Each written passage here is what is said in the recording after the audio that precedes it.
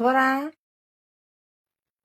कति घरको मात्रै काम गर्छस्, अब त बिहे गर्ने बेला पनि भयो गर। किन अहिलेसम्म पनि सुरसार केही पनि गर्दैनस् त? आमा, हजुरले केटी खोजिदिनुस् न त, म त बिहे गर्न रेडी छु। हेर छोरा, माथि श्यामकुमारका छोरीको पनि बिहा गर्ने उमेर भएको रहेछ। कि तेरो दाइले लगाएर त्यसो भए हात माग्न जाने हो? मम्मी, मैले बाहिर बसेर तपाईँहरूको पनि सबै कुरा सुनिसकेँ।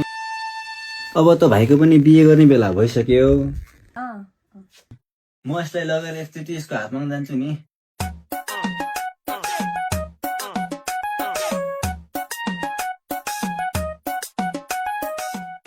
केटी त असाध्यै राम्री छ रे, पढाइ पनि राम्रै रहेछ, तर मान्ने पो हो कि नै? जसरी भए पनि मनाउनु पर्छ है दाइ। मानेसम्म मनाउला नि। हुन्छ दाइ। सकेसम्म यही मङ्सिरमै बिहे गर्नुपर्छ। ढिलो भयो, छिटो छिटो हिँड।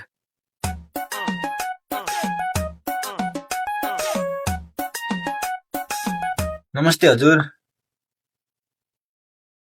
नमस्ते हजुर। सन्चै आराम हुनुहुन्छ? हजुर सन्चै छु। ओहो, पाहुना पो आउनु भएछ, आउनुहोस् न, बसौँ बसौँ, आउनुहोस्। बस्नुहोस् हजुर।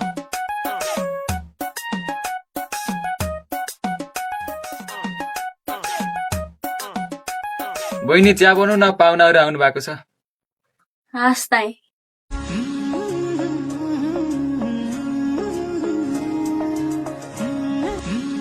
के को कामले पाल्नु भयो त हजुर? हजुरसँग सानो सल्लाह गरौँ कि भनेर। हजुर भन्नुहोस् न, के सल्लाह थियो होला?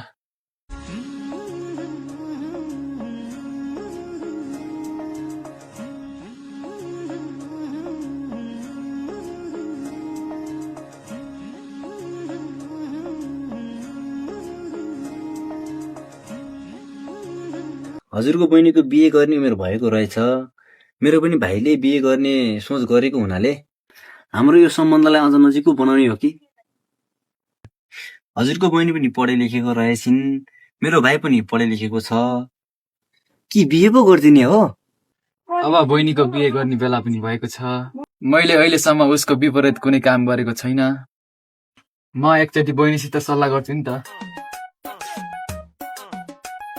बहिनी एकछिन यता आऊ त।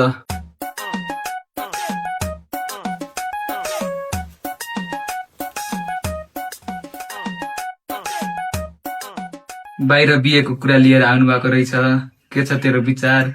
केटो देखिहालिस्, कस्तो लाग्यो? नै दाइ, म त अहिले बिहे नगर्ने। बिहे त एक दिन गर्नै पर्छ।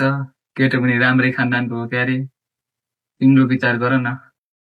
मलाई त केटा खासै मन परेन दाइ।